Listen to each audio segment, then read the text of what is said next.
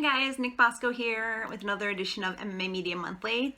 Today I'm talking to Rory Karpf. He's a filmmaker who's, done a lot of sports documentaries, a lot of 30 for 30s, the Dale Earnhardt movie called Dale. He's been doing a lot of stuff with the UFC. He does Dana White Looking for a Fight. He did the Fight Island Declassified series. So I want to talk to him about, getting into the world of filmmaking and, his experience and any advice he has for people who want to get into it and, how it was working with the UFC and Fight Island and, all this stuff is just very interesting to me. So I hope you guys enjoy this and as always, subscribe to my channel and thank you very much for watching. I guess I'll just explain like what I usually do. It's like a thing I do on my YouTube. I call it MMA Media Monthly, where I try and talk to like a bunch of people who are all different kinds of like media, like interviewers, writers, editors. So I thought you being like a filmmaker would be cool to get your point of view. I'm sure there's a lot of people out there who want to try and follow your footsteps, get in the business, and I thought I'd just ask you like, some of the tips of the trade. So Okay, yeah, whatever you want to do is good with me.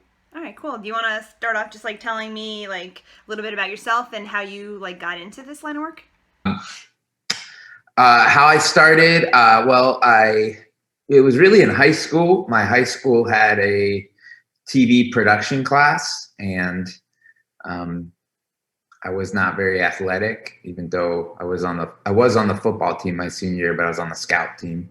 So I don't know. I just really took to being involved in like TV production, and I had a school teacher who kind of became a mentor. He was the TV production teacher, and now some 25 years later, so he actually comes on shoots with me as a production kind of production coordinator, and he actually came to Fight Island, my original high school production teacher. Yeah, he took a picture with me and Dana, and then he showed it to his students and things. So he still teaches at my old high school. That's awesome. Did you like always know you wanted to like make films about sports?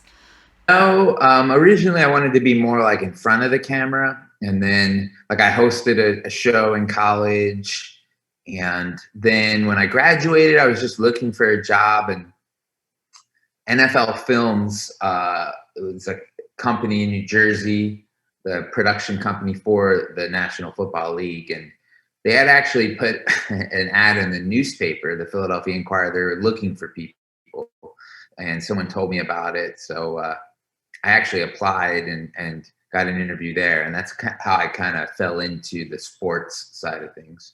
Awesome. How did you like get in with the UFC then after that? Getting in with the UFC was not easy. I've been trying for a while. Always been a mixed martial arts fan. Going back to the very first UFC, I watched it in high school with my buddies, and I tried applying for a job at the UFC a long time ago as an editor, and then I had a phone meeting with Craig Borsari, who is the head of all production at the UFC, right after the Book of Manning came out. And, he was certainly polite, but he was just kind of like, hey, there's not really much, I don't know, we'll just kind of keep in touch.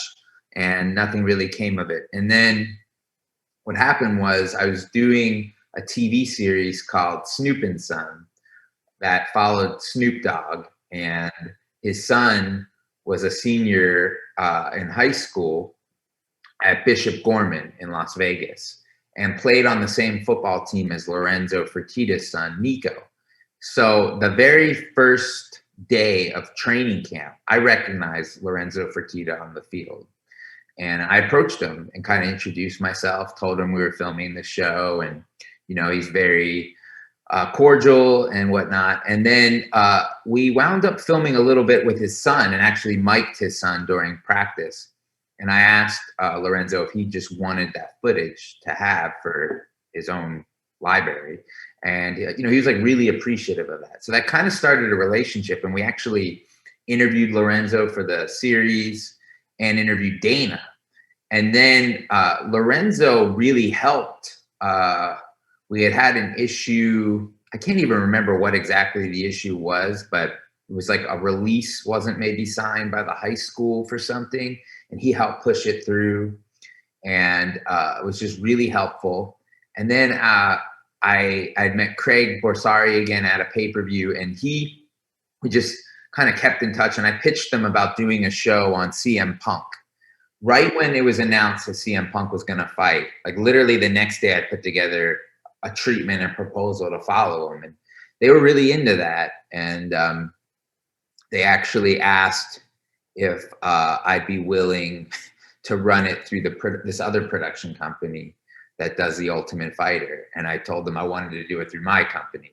And they respected that and let me do it. And then after that, Dana said he wanted to meet me at UFC headquarters. So I flew down to meet him and was really like kind of nervous. And I don't really usually get that way, just being at the conference room. And he pitched me for wanting to do the Dana White Looking for a Fight show, but they didn't have a title yet for it. He just said he wanted to do a series, kind of like Anthony Bourdain, where he and two buddies go out and you know, I mean, you've seen the show, I'm sure. So it's and I was just like really blown away by that meeting because he was so complimentary and kind in that meeting. And in a way, I almost felt like I had made it, because in that time, you know, it was just a few years earlier, I couldn't even get them to return my calls. And now, in a way, I felt like I was almost being courted. So that was really awesome. And then it just kind of went from there. That's awesome. What do you like? We'll step back a little bit. What do you think was like your first like big break in like the filmmaking sports like universe? Well, my first big break was I left the NFL to work for NASCAR, and everything in this industry, and probably every major industry, is about relationships. And I'd gotten really close with the head of production for the NFL, this guy named Jim Jordan. He became like a mentor to me, and he became the head of production at NASCAR. So I kind of followed him there, and he was kind of starting the NFL films of NASCAR, and they were doing a film on Dale Earnhardt. And I had never directed anything really, and he gave me that opportunity to be a co-director on that film. And you know, I was in like my mid-20s, so that was a huge opportunity for me. And that film on Dale Earnhardt was in movie theaters, and Paul Newman narrated it. And it was just a great project. And I remember him telling me, it's all downhill from here after it premiered. And I was like, downhill? I'm 26. Like, that's it? I peaked? So it actually wound up being kind of more the start of getting interested in that, because you had asked, how was I always interested in sports? The answer is no. Like, I not that I was against it, but like, I'm not a sports junkie at all. In fact, the only sport I actually watch regularly is MMA. You know, everything else I can kind of take it or leave it. And so I kind of just fell into it. And I think sometimes you have to adjust your dreams along the way, and they can kind of take you on a different path. And it might be one that you didn't expect, but it's still one that's very fruitful, if that makes any sense. Do you like if you have an idea for a movie or a film that you want to make, like what is like the first steps that you go about? Like say you just pick up like an athlete per se that you're like, oh, I'd like to do something on them. Would you like what are the channels that you have to go through to get that done? Well, you know, ideas in and of itself don't really mean anything. Everyone has an idea. You know, there's like that saying, like, everyone has an idea in the shower, but it's what you do when you get out of the shower. So it should be something you feel like you can actually execute on, that you have a relationship already, or you have some angle that hasn't been done, and that it could sell. Because I've done things, and you know, where you put a lot of effort and work in, and then the project doesn't sell. And these days you have to have a visual element, meaning like a sizzle reel. It's a non-starter if you don't. Like I've seen people have sent me like treatments on like a 1-page Microsoft Word document. Like that is not cutting it. I mean, you have to have a really nice looking deck and a sizzle reel. And that's just the jumping off point. I mean, it's kind of like what you need at this point. So I would say that's important. And, you know, just trying to figure out an idea where there's a marketplace for it, not just an idea that you think is good. Sports is a pretty limiting environment. in that there's not a lot of platforms, that are just sports. There used to actually be more, but if you look at ESPN, 30 for 30 is kind of definitely tapered down over the last couple of years. And, HBO certainly doesn't do as many sports documentaries as they've done. So just a sports documentary in and of itself is not an easy sell.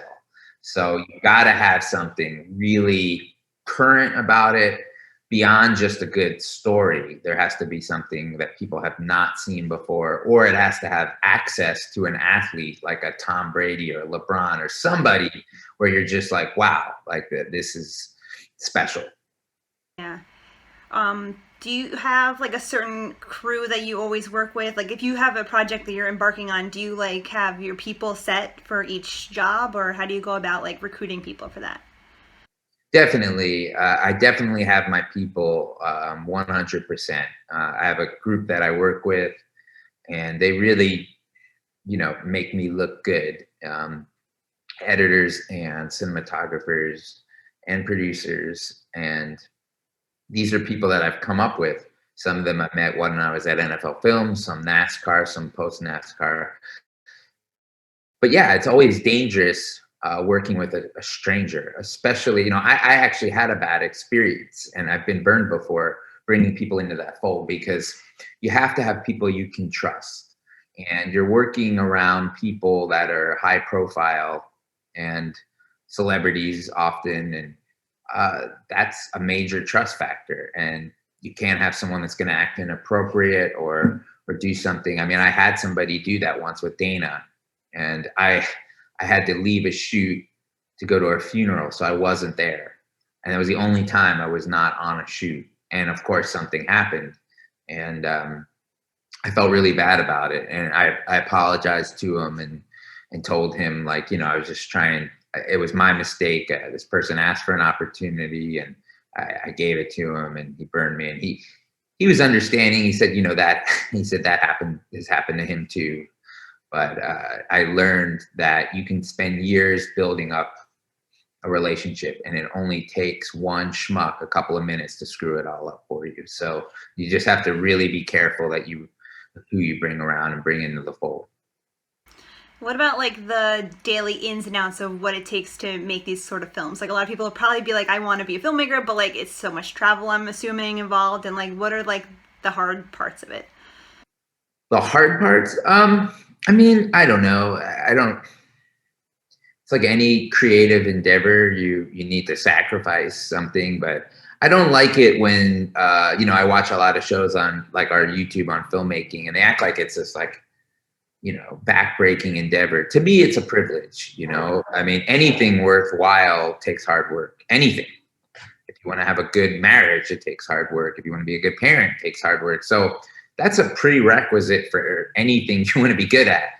I mean, to me, this stuff is fun and I enjoy it, and getting to do it, I don't think there are any downsides.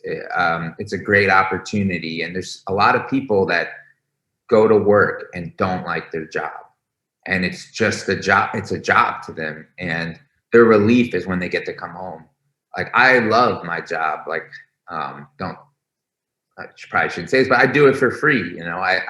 I enjoy getting to tell stories and work with different kinds of people and meet different people. So to me, it's all gravy. I mean, I really enjoyed the Fight Island piece. Did that like come about like quickly? Because I mean, they just basically decided that they were going to go to Fight Island. Who pitched that idea? Was it you? And like, how quickly did you have to like get everything set to go? Yeah, so it was me, and then I work with this guy named Charlie, who is a cinematographer and editor who's on all the Looking for a Fights. And I was on a text chain with him and Dana, and we were messaging Dana trying to pitch him to do something. Not just, it wasn't Fight Island, but it was about the pandemic, because they were putting on shows. They were the first to put on shows. So we talked about, could we just do something about that? Like going, I think they put an event on in Jacksonville. It was maybe the first event. And then before they went to Vegas, and this was, a different time. I mean, no one was doing anything, like April, May, somewhere around there. So, and Dana like wasn't responding. So Charlie messaged him that I had gotten engaged, and then and then Dana replied that I was an idiot, I think. So it got him like engaged, and then we took that opportunity to kind of pitch him on doing something. And then he was like, well, hey, we might do this thing with Fight Island or something. And I think it had just gotten announced, like maybe a few days before. And I said to him, like, we've got to document this. This is history. And he said, okay, I'll have Craig reach out. And it kind of just went from there. And what's involved in all that, like that project specifically? Like how many like different film crews are there, and like how do you know like which stories to document? Like, cause there was a whole bunch of different like things going on there. Yeah, I mean, it was a lot because again, nobody was traveling. There were no sports leagues running. So I told people that this was kind of a venture into the unknown, which makes it kind of fun, and that you'll only be the first. You can only be the first one time. So I just luckily people were available and people wanted to work. So it started with that, and just kind of agreeing that they were going to quarantine and be safe and get tested and go through all that process. So we had 3 film crews that went. I think we had a total of like 13 people. Now, when we landed in Vegas, someone on my crew tested positive for COVID, which was bad, really bad, because we we had already been around him at the hotel. Now, what we should have done is immediately got there and go to our room, but we you get paranoid. Like we congregated a little bit in the lobby. I saw him at the airport. We were all wearing masks, but you still get concerned, and your mind can play tricks on you and stuff, thinking, oh, well, now I've got it. So he tested positive. Luckily, no one else did. And then we were able to get on the flight to Abu Dhabi. And then as far as picking people to follow, we were doing 4 episodes, and there were going to be 4 fights. So we tried to pick different people that were going to be on each one. And I knew and know Jared Gordon, and I just know that he would give me complete access to whatever I wanted to do, like 24/7. So just knowing he was cooperative and that I already had a prior relationship, I knew he was someone I wanted to follow. And I already had known that Paul Felder was probably going to corner him. And I thought Paul would be interesting to follow because he was going to be a commentator. So I already wanted to follow those 2 people. And it just happened to work out that they came together in a storyline purpose. And you've got to be willing to have a plan, and then totally willing to abandon the plan and go in a different direction. So while we were there, Jared tested positive for COVID, and we had to redesign things to make sure we were following that storyline. So we knew that was something we wanted to do originally, Jared and Paul, but then when he tested positive, that shifted things. And then also I knew obviously Dana was going to be a part of it, and he's not somebody who wears microphones that often. And this is where trust comes into it. And he allowed us to mic him the entire day of the pay-per-view. So that was awesome. You don't normally get that kind of access with him. And then Megan, Olivi, and Joe, I thought would be really interesting because he was fighting on the last, or maybe it's the second to last card on Fight Island in the main event. And this was a couple that was going and doing 2 different things. And Megan, I don't know if you know her very well, but like she's really cool. I mean, they both are, but she, again, with the access, she was going to give us full access, which is what you need. You can't do these things and then have people like kick you out of their hotel room or say, I don't want to do something right now. I mean, you have to be cooperative. You're not saying, hey, I'm going to show up at 3 a.m. and film you going to the bathroom or something. But also you need somebody that gets that, hey, we need to do stuff with you. So be cool. And then we just kind of went from there off of that plan of Dana, Jared Gordon, Paul, Megan Olivi, and there might have been a few other people too that we followed or picked up along the way that made it in the show. Nice. Yeah, I was gonna say because like either it was just like luck, but like for them unlucky that they were the ones that like tested positive and you already had been following them, Like if something had popped up and you like maybe weren't really focused on that, you'd have to like immediately switch over, right? But what if the person wasn't like really cooperative and like you would have to just abandon that like plot line kind of?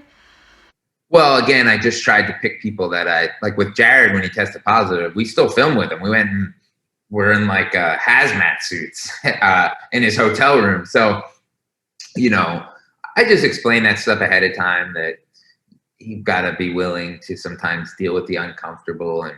And Jared is like just a good guy. I knew him previously.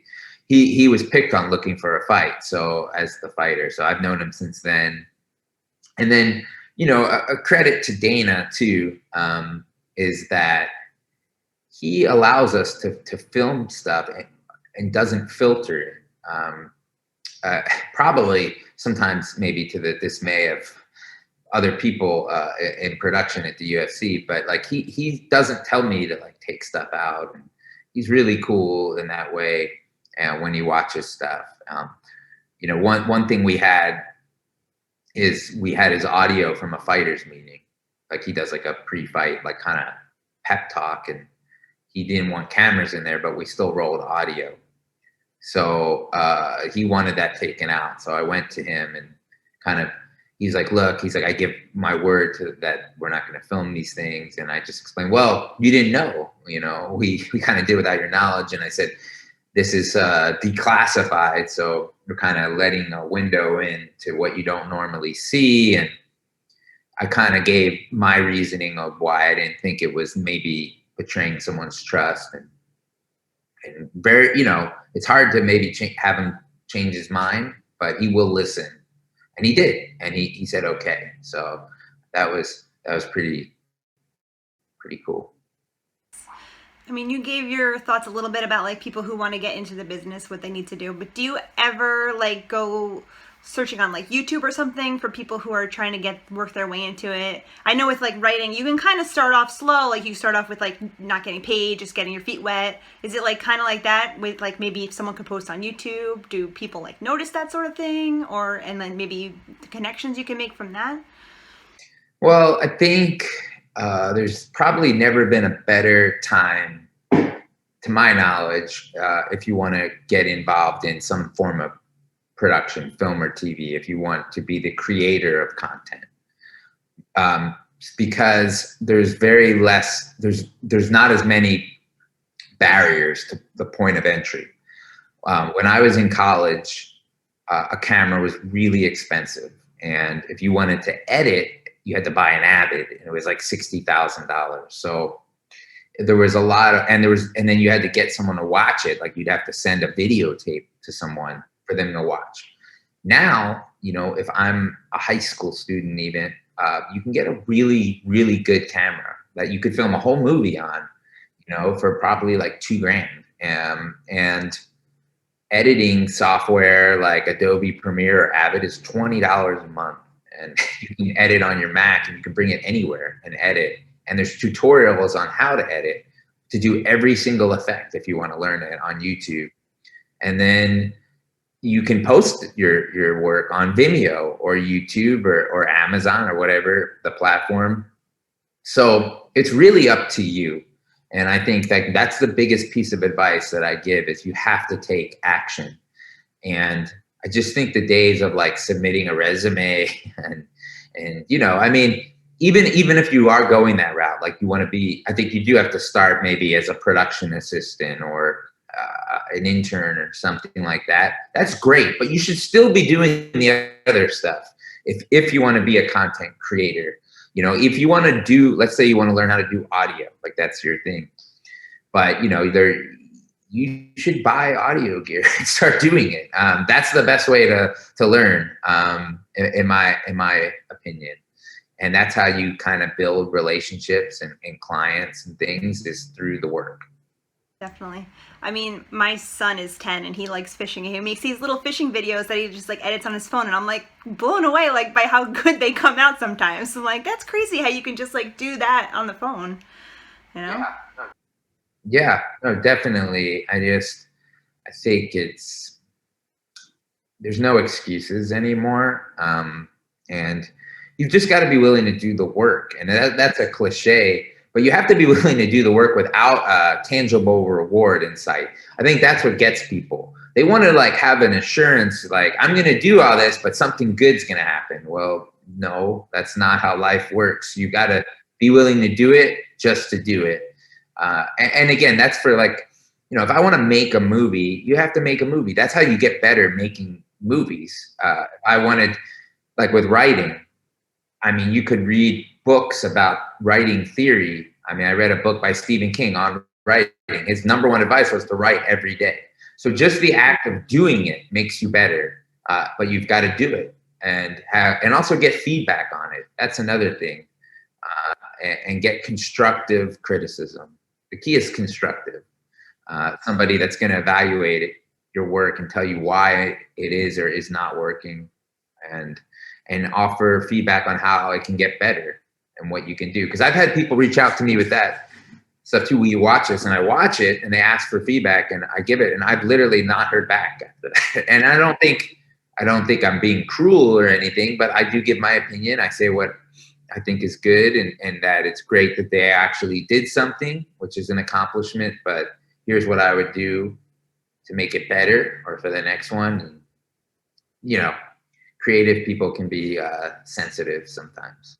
If you're making a film or just a video on, like, say your own dime, like, would you like finance that? Do you have like a company now that you just like generates money, or do you have to get like funding from outside sources? I mean, you could do both. I think, like, I'm doing a film, like a feature film that I wrote, and I'm directing it this summer. And it's mostly self-funded through me. I've been just saving money and putting it aside for the last couple of years. I did that because I wanted to make sure it actually got made. And I think when you're going to other people for money, especially if it's like a friend or a family member, it can be dicey, So I almost feel better too when it's like all my risk and not other people's risk, like taking someone else's money, and then like if it doesn't succeed, they've lost their money, and I feel like a lot of guilt. So I'd rather just be my money that I lose, or company's money. So that's one way. But yes, you can also, I mean, look at like a Kickstarter, GoFundMe, and that kind of thing. A lot of films go that way. So it does take money, some amount, but I've seen films that were made for like under $10,000. There's a film, I don't know if it's still on Hulu, but it was a horror movie called The Wretched, and these two brothers made it for $60,000, and it looks like a $5 million movie. They use all practical effects, and their father was a makeup artist, and so they really know how to do makeup for like horror. And I think that's another thing too. One book I read that really influenced me was Robert Rodriguez's book, Rebel Without a Crew, which kind of details how he made the movie El Mariachi for $8,000. And what he said is, instead of writing a story and then finding things to fit your story, find what you have and write a story to fit that. So that was one thing that I did is, I knew the resources I could get for free and wrote towards that. So I would recommend the same, whether you're doing a documentary or TV series, is to, somebody's cutting my lawn. I don't know if that's noisy or not, but is to go with the resources you have. Like sometimes people have reached out and they have like an idea, and it's like to follow a pro athlete, and it's like they don't have any access to that person. And it's like, well, why don't you look at who's in your circle? Because everybody has a circle and there's a story there. And that is where I would start, because you're going to get better access, and you have a better window into it and an easier point of entry. Yeah, I think that's a problem too. People want to like shoot for the top when you need to like start. If you were like, oh, I want to like make a movie about like Shaq or something, like obviously you may not be able to do that, but I'm sure there's some kids in high school that are playing basketball that have good stories, so you could start from there. And it's just like you need to be able to get people's eyes on it. Yeah, I mean, I don't think I think shooting for the stars is a good thing, but you have to have a plan and you have to be able to execute your plan.